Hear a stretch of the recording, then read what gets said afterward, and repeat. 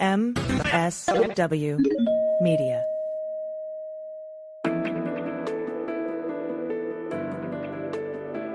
Spy Talk, a podcast at the intersection of intelligence, foreign policy, national security, and military operations. Hi there, I'm Jeff Stein. This is Spy Talk.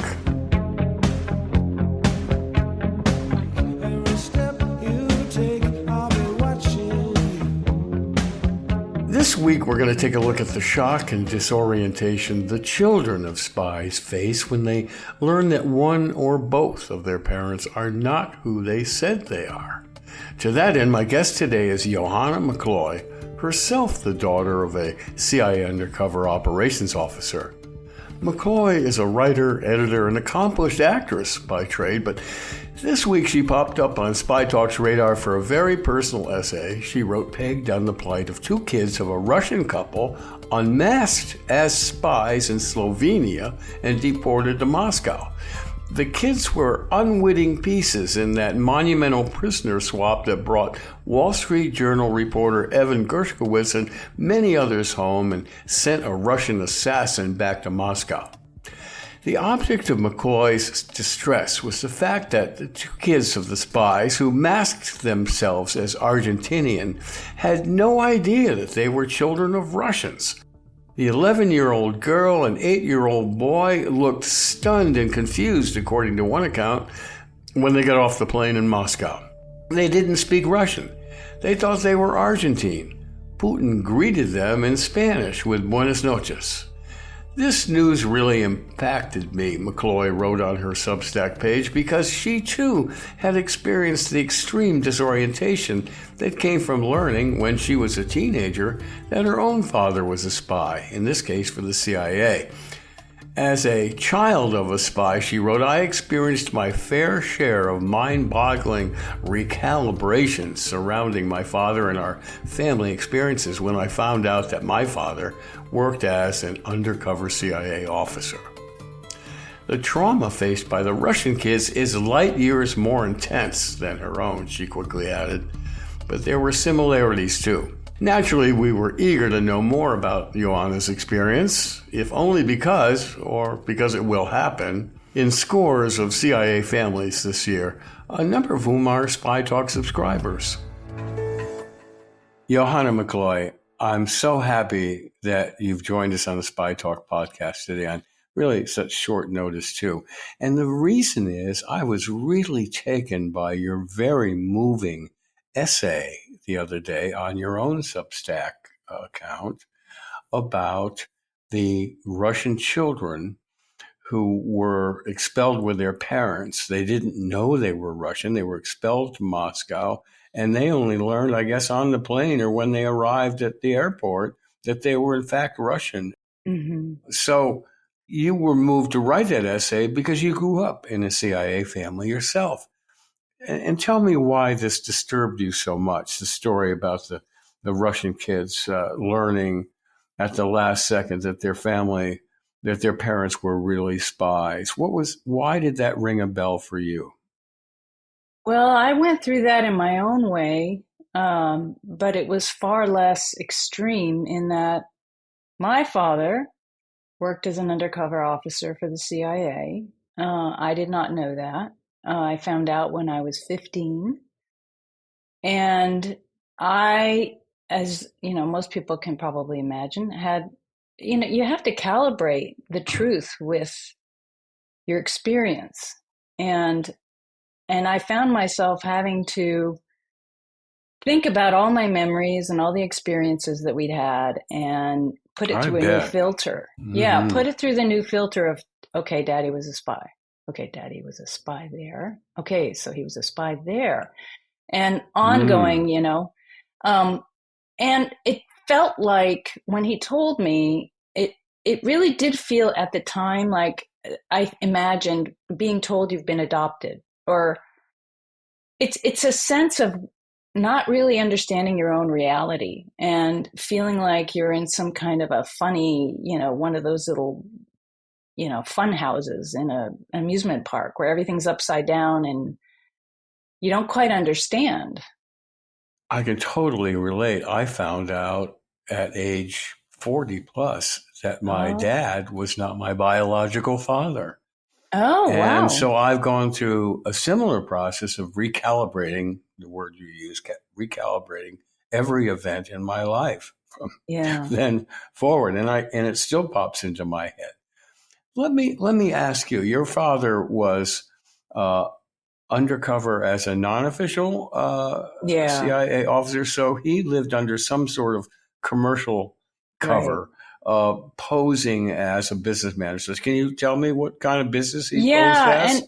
and that's something that I'm always very quick to emphasize that he wasn't really posing. He held two jobs.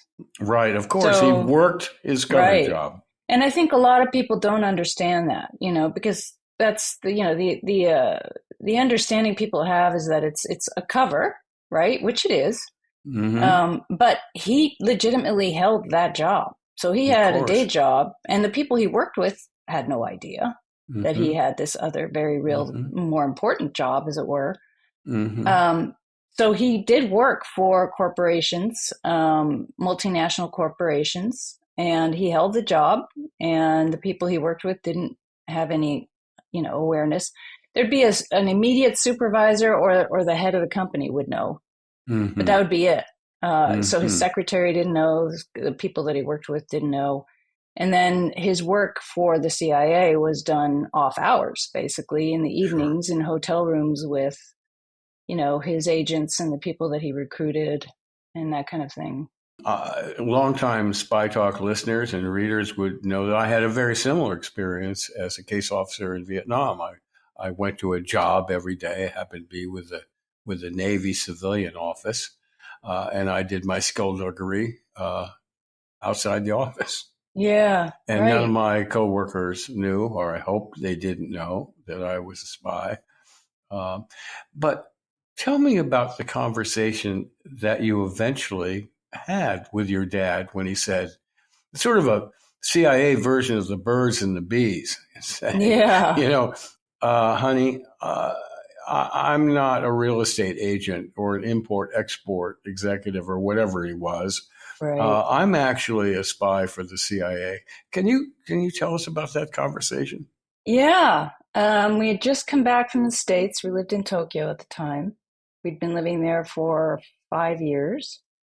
My mother was in the States still. She was helping my sister get into college. My brother was already in college. So we came back to Tokyo because my dad had to start his job and I had to go start my junior year in high school. Went to the American school in Japan. Mm-hmm. And he said the night we arrived, we went out for dinner. And while we were having dinner, he said, he got very serious, which was not really, he never looked that serious. It was a little scary. He said, I need to tell you something this evening when we get home. And I said, well, Ooh. yeah. And I said, well, what is it? You're Divorce? right. No, exactly. Like is someone sick? You know, and he said, we're not going to talk about it right now. And we're not talking about it right now. It was just so strange. Mm. So we get home and he says, I'm going to go upstairs. I'll let you know when I'm ready. And I'm thinking, ready? What is he getting Wow. ready for? I was freaking out a little bit I actually. And bet. I picked up the phone and I called a friend of mine and I started to whisper saying, my father's acting really strange. And my father, he was upstairs and he could hear me and he said, get off the phone. And now I knew something really serious was going to be told. And I knew that my life was going to change. I had no idea what it was going to be, but so I went upstairs and he basically got himself a cocktail and had I his bet. cigarette and was just comfortable. He was wearing his yukata. He liked to wear his yukata, his Japanese robe. Hmm. And so I'm looking and he's sitting on the bed. And he's like, sit at the end of the bed. I sit on the end of the bed. And he says, so what do I do for a living? And I'm thinking, well, what does that have to do with anything? Oh, you're an international businessman. You work for an American company. He says, yes, that's true. I do. But I have another job. I said, oh. I said, yes, I work for the CIA. And you don't just take that in immediately. It takes a few beats to even understand what he just says. Uh, And I immediately, being 15 years old and knowing nothing, thought that was just like the most outrageous thing. Well, it was the most outrageous thing I'd ever heard. But I was like, oh my God, you're like Sean Connery running around. And he's like, he got a kick out of that. But he said, no, not at all. And then he proceeded. We spent about an hour and a half. And he proceeded to tell me a lot. I mean, he wasn't divulging any secrets or the ins and outs of what he was doing per se, but he explained what he did and how, and he was very emphatic, and he wouldn't let me go until such time as I understood I was not to talk about this, period. You were sworn to secrecy. I was sworn to secrecy. You were brought into the conspiracy. So Yeah. in effect, you had to have a cover job yourself. That's right. That's exactly right. What year was this, Johanna? This was 1980, the summer of 1980. Mm-hmm. So, there was still a lot of anti-war, anti-government ferment in the air there because of Vietnam and so on. And there'd been the church committee hearings on assassinations and coups d'etats and so on, mind-altering drugs. The whole chamber of horrors had come out just not long before that. Did you have a reaction to him, a negative reaction to him being in the CIA? No, in the beginning, I didn't have enough awareness. I really hadn't paid attention to that. I was, Sure. a teenager living in my own little world. So no, I didn't. In fact, what I did think was I was proud. I felt a lot of pride because he had been walking around, as a boring, so-called boring, businessman. No one really talked to him about his work. No one really cared about his work. And he wore a suit and went to work in the day. And he went on a lot of business trips. Well, now I know they weren't all business trips, but to find out that he was far more important in certain respects, because he was sharing, like one of the things he did is he showed me his foreign passport. He had several passports with different IDs. With different names. So he brought them out. He did. Showed him a deck of cards. He did. I mean, I think he had fun doing that, but at the same time, he really wanted to scare me a little bit. And I think by scaring me, that would prevent me from thinking it would be fun in games to maybe secretly tell a friend or, because it's good scoop, Did you have siblings? I do. I have an older brother and sister. And this was what was also interesting. They were each told, I think at 16, and they never spilled the beans. And I do remember maybe a year before, 2 years before, they both knew, I did not. And they were in my sister's bedroom talking very quietly. And I walked by and I just being the little sister, popped in like, what are you guys talking about? And they both looked at me and said, out. And there was a sense of, this isn't like kids just being silly. This was like something, what are you talking about? So this is one of those memories, that you go back to and think, yeah. God, they knew and they were talking about it. And I had no idea. Yeah. It's just so weird. Once you were read in, I suppose you had some animated conversations with your older siblings. Like, damn you never told me. How come? Yeah, except they were in college. We were in Tokyo one more year, which was an interesting year for various reasons, knowing about my father. But then my senior year in high school, he got transferred to Venezuela. So I spent my senior year in high school in Caracas, and there are some hairy stories there. And because I was in the know, my mother confided in me, and I was like her support system. My father didn't come home one night. He was supposed to come home one night, and it really scared her. And she really thought he had been meeting a Russian operative, and there had been some question as to whether or not he was a double agent or not, or what was happening there. And so she didn't know the protocol. just trying to remember the protocol. Who do I call? What do I do? And so it was like 3 a.m. And we were both up. I had school the next day. And we're trying to figure out what to do. She had a phone number that she was supposed to call. She called the number and used some kind of code language, and the person on the other end had no idea what she was talking about. Yeah, like 3 Days of the Condor. Robert Redford calls in and gives his concocted name and a code number or something like that. Yeah, and I listened your to mother her couldn't thinking, remember. Yes, exactly. She's like, it's got to be on a piece of paper, right? And the person on the other end was like, "Who is this calling me at 3 a.m?" It's like trying to find your Wi-Fi password.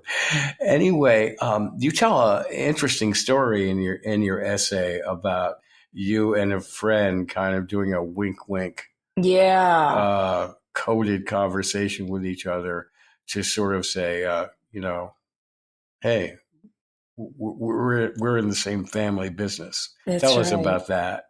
Yeah, that was really interesting. It was the year that I found out about my father. We were in Tokyo, and it was a high school party, just at a friend's house, milling about in the living room, everybody doing their thing. And he was a football player, not someone I knew very well. I don't know exactly how it started, but my father had clued me into a couple of people in my class and in school whose fathers did, various jobs for the CIA, mostly with cover, as opposed to my father. He was the only one I knew that was, what do they under say? Official cover. On the outside is how he put it, as opposed to on the inside. Your dad. Yeah. And your friend's father was under official cover as a diplomat or something. Yeah, he worked for the government. I don't remember exactly what his job was. But somewhere along the line, we started kind of making gestures each time we noted an individual whose father worked for the government.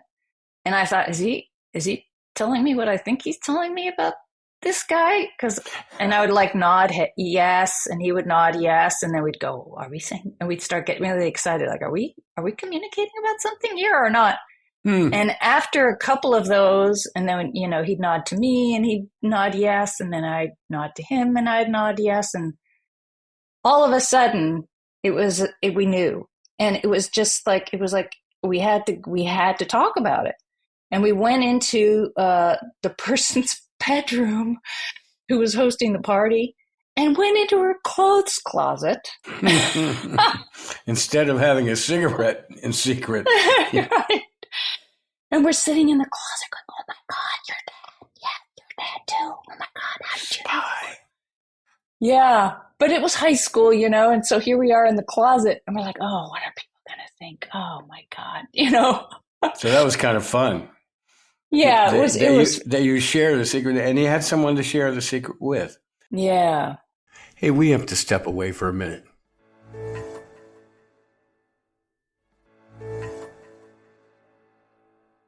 Okay, we're back.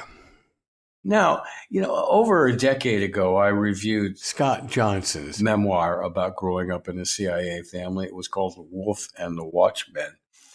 And he said once he was read in that he kind of resented for some time. He and his father were close and grew closer. But after he was read in, he thought back to how his father had actually employed him in tradecraft.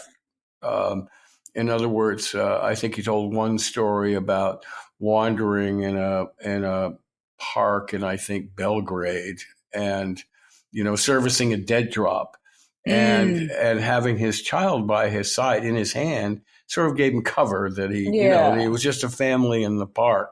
Yeah. Did you look back and think, hey, my dad used me for his operations? Not so much me, but my mom was very much a collaborator. So she helped him a lot. And there were very common. Yeah, and she wrote a memoir about her life as the wife of an undercover CIA officer, which she tells all these stories, and they're some of them are just downright hilarious. The things that she had to do, and one of them was he wanted to know whether the guy he was meeting, Boris, a classic Russian name, in Spain, whether he was a double agent. Maybe he was going to meet him. So he asked my mom to follow him before they rendezvous, just to see if he was going to do anything, nefarious or questionable on the streets of Spain. She wore a disguise, and she writes about how silly the whole thing was. But my father was really sick, and he actually he was wearing a fake mustache, which was this how he met this guy, with this whole fake mustache and everything. And he got really sick, and he threw up, and the mustache fell out into the vomit. And my mom had to try to paste it quickly back onto his face because he was about to meet this guy. It was just, oh my God. These stories are just, like my father would say, it's more Clouseau than it is James Bond. It can be, that's for sure. I love the title of your mother's memoir. It's called 6 Car Lengths Behind an Elephant, Undercover and Overwhelmed as a CIA Wife, by your mother, Lillian McCloy. Mm-hmm. Anyway, it's wonderful. So did you answer that question of whether you were an accomplice in some of his operations? I don't think I was. I may have. I bet you rethought. I calibrated everything. Yeah. I mean, even when we went through customs that very night that he told me, we went through customs, at Narita Airport in Japan.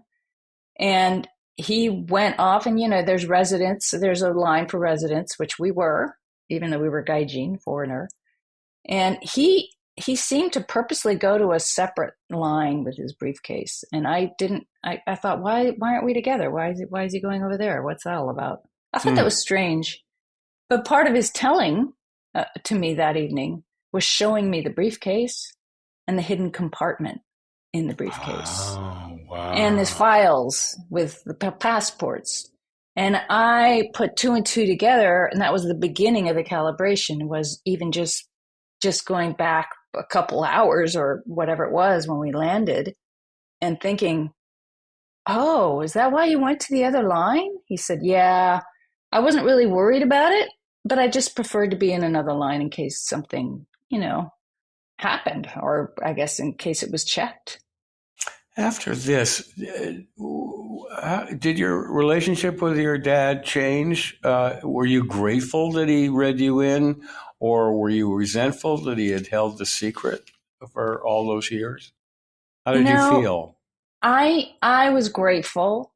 It took me a while to get over feeling deceived, and not knowing the full truth, and being left out, even knowing my brother and sister were aware for a few years before I was. I just felt really isolated in that sense. But I'm really glad he did tell me, and I've talked to other spy kids that I've met.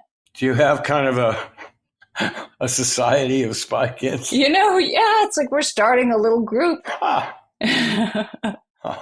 But yeah, I mean, different people feel different ways. I've also talked to Peter Warmka. I don't know if you're aware of Peter Warmka. He contacted me after he read my mother's book, saying it just was so. It was like reading his own life story with his own wife and all the issues. And so we talked about it. In fact, it was on my podcast. I interviewed him, and we talked about it, and he agreed that the kids knowing was something that he thought should happen. But often, and you were saying, how old were you when you found out? Or I was over 40. Yeah, I can't even imagine. And some kids don't find out until after their parent dies, right? The phrase I came upon, that I ascribed to my own feelings, was that the ground moved beneath my feet. Oh, yeah. It was just shocking. I found out accidentally through a family friend who thought I knew, and I didn't. Oh. But anyway, get back to your story. Wow, yeah, what we're talking about here. You thought it was outrageous. Maybe I'm putting words in your mouth, a word in your mouth, that this Russian couple who were undercover, that they hadn't told their children. But their children, Sophia is 11, and Daniel 8. That's a little young to be read in. In fact, it's kind of a dilemma for parents to know when to tell their children, because if they're too young, they might, blurt it out. They wouldn't understand it, Oh, perhaps. yeah. They're No, too young to understand absolutely. it. Or if they're like 11 or 12, they might, being 11 and 12, they would blurt it, go to school and blurt it out to their classmates. So they have to calibrate, to use one of your words, Right. when to tell the children. And that, I'm sure you have Yeah. some empathy for that. Oh, yeah. No, I mean, I by no means thought they should have told their children. That was not my thinking. I was just really feeling for the kids, finding out not only, I mean, it's one thing to find out that your one parent is something that you didn't know, whatever that might be. In my case, obviously, finding out my father was undercover for the CIA, but to find out both your parents spied, both your parents are a nationality that you don't even know, both your parents have different names, both your parents speak that language, and now you're landing in a country with the leader of that country greeting them and fanfare everywhere and cameras everywhere. And you just got told on the plane? I mean, fortunately, they are that young, because I know, you're more adaptable. And having lived internationally, they lived in Slovenia and went to international schools. And that's how I grew up, living internationally and going to international schools. So I felt the kinship there. And Slovenia being a democratic country, now suddenly they're Russian. But again, maybe the good news here is that they are on the younger side, because they don't have formed opinions about geopolitics. They weren't apparently aware of who Putin even was, which I guess at their age, why would they? Maybe. Yeah, But that's a lot to. yeah, That's a lot. it rocked their world, Yeah. as we say. Ken DeCleva, as you probably know, a former CIA psychologist, he said that it's good that they're young and they can adjust. Mm-hmm. I'm sure that there are children who learn their parents are spies, don't adjust well. There's got to be, and or resent their parents for keeping the secret from them. I also wonder if, especially after the Venezuela incident, was it Venezuela where your Yeah. dad didn't come home? Yeah. Did that end well, by the way? I It guess he did. did come home. Yeah. No, that morning my mom insisted I go to school, and I'd been up all night. And I said, I'm not going to school. She says, oh, yes, you are. We have to keep appearances. Things have to be normal. Go to school. I'll let you know one way or the other. You'll be fine. It was just such a nerve-wracking day. It was otherworldly. Being at school with kids and not being able to talk to anyone about it. And then I got called out of class. Someone stepped into class, said, Johanna, you have a phone call. Well, you can imagine, I was a nervous wreck, but I had to keep my cool. Mm-hmm. And I walk into the principal's office, and he's sitting at the desk, and he hands me the phone. So he's sitting right there. Mm. And so I get on the phone, and it's my mother, and she says, Johanna, your father's home. Everything's fine. We'll talk when you get here. And that was that. But she didn't talk to my father for 2 days, because what had happened was he had fallen asleep. A likely story. All right. Right. Well, did you then worry about your dad being in danger from then on? Yeah, I was far more aware. It was a funny little story in my own head, what he did. Not funny, but, it wasn't real, because I didn't see that part of him. Mm-hmm. I just knew about that part of him. And he was a very, very, just a nice guy. And he was really great with people. He was very charming. He was very empathetic. Very, very, all these qualities, very important to be a CIA case yeah, officer. Very good. Yeah, just really being able to read a room, and but truly interested in everyone and everything. I mean, anyone we ever came upon, he just loved talking to them and hearing their stories. And so I didn't see him as like in danger, because he just seemed like, I don't know, it didn't occur to me until that experience, and living in Venezuela and all the things that were happening there, the corruption. Even as a kid living there, we'd have to carry cash whenever we went out in case the cops stopped us and told us, "Hey, look what we found in your car." And they'd present, and this happened, and they'd present, a bag of cocaine or something. What it happened with you? Yeah. What happened? It was me and a couple of kids were in one of their cars, and a cop stopped us. And it was one of the guy who was driving the car was very familiar with the scene because he grew up there. And he said, "Oh, here we go." And the cop came, and they rolled down the window, and he said, "I found this in the car." Hmm. And my friend said, that wasn't in the car. You just presented that." He said, "Well, I'm telling you, I found it in the car." And out comes the cash. And my friend says, "Would this make a difference?" And he says, yeah, be on your way. And that was that. And I couldn't believe that I'd just witnessed this because I'd heard that this sort of thing happened, but that just doesn't seem real, until you see it. So yeah, for the rest of that year, we were only in Venezuela for 1 year and then my father retired early because this stress was just too much. How is he now? Is he okay? He passed away 6 years after that. I'm so sorry. Sadly. Yeah. He passed away in 1986. Was it stress related to his work? I think so. He had an aneurysm. But he liked his alcohol. He liked his party, and he was a big smoker. So he didn't have the healthiest lifestyle. But I think the stress really just did him in. I really do. Oh my gosh, so sorry. Were you inspired in any way, in an ironic way or paradoxical, if that's the right word, to join CIA yourself? I was. What And happened? I think because I wanted the lifestyle I grew up with, and that was the only way that I could think that was possible. I wasn't thinking through what it meant. I was being very naive, but I just adored my father, and I wanted to live.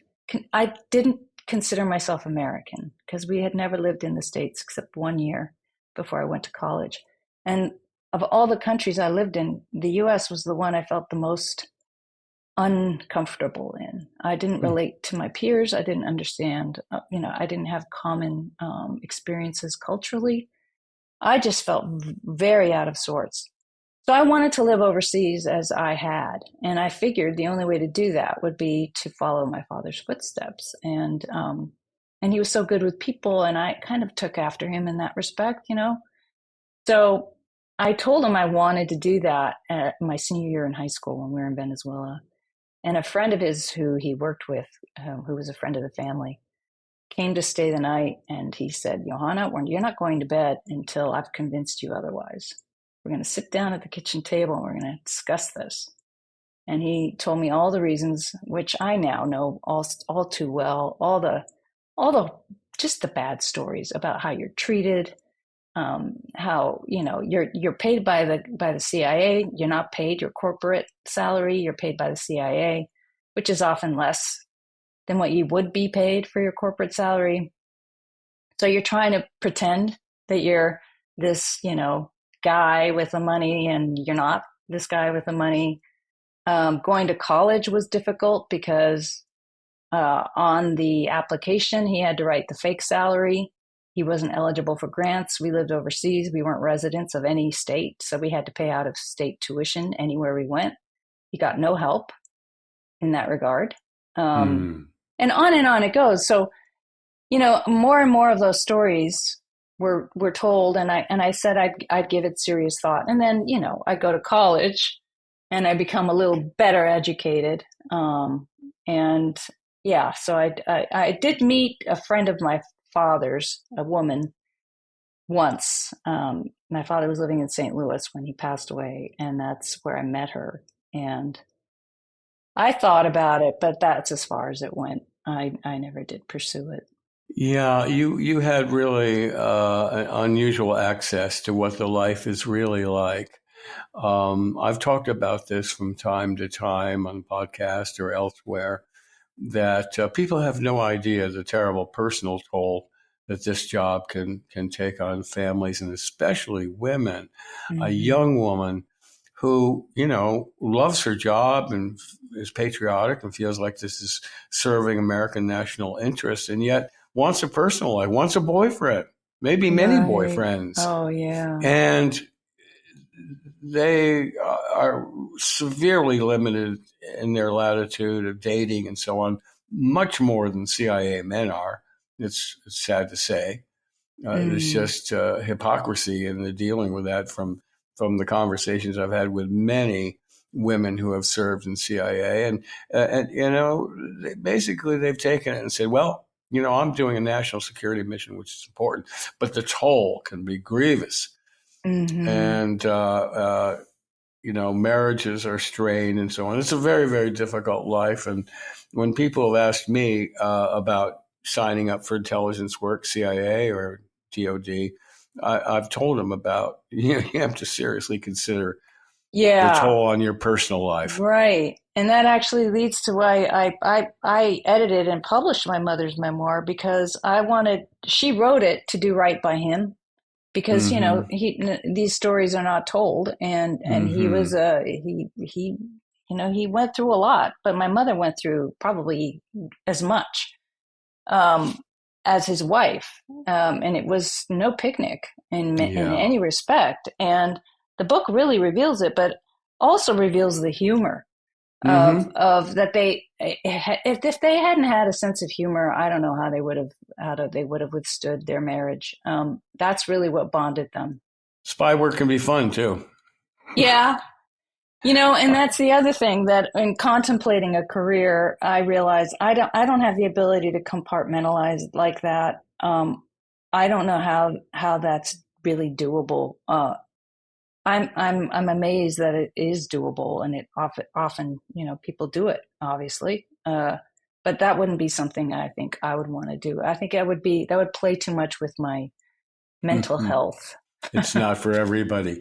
Well, I urge everyone listening to read your wonderful essay, Johanna, on your Substack page, which is called In This Life.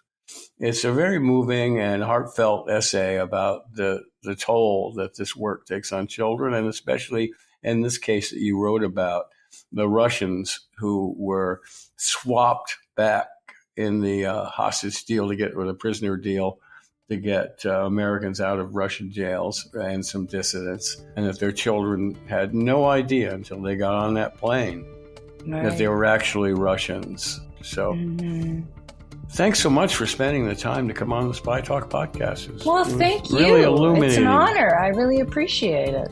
Thanks. We'll be talking again in the near future, I'm sure. Okay. And that's it for this week's Spy Talk. Be sure to check out our complete podcast archive on Apple or wherever you get your podcasts. And if you haven't already, do check out the spytalk.co news site on Substack, where we offer a steady diet of scoops and original analyses on the intersection of intelligence, foreign policy, and military operations. Just Google Spy Talk and you'll quickly find your way there. This edition of the Spy Talk podcast was smoothly produced, as always, by Kanai and edited by Molly Hawkey for MSW Media. That's it. See you around. I'm Jeff Stein.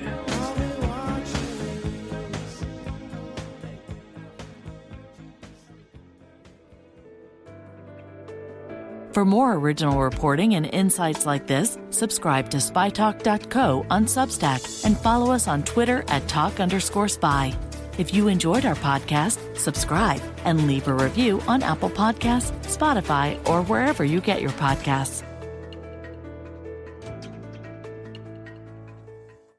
MSW Media.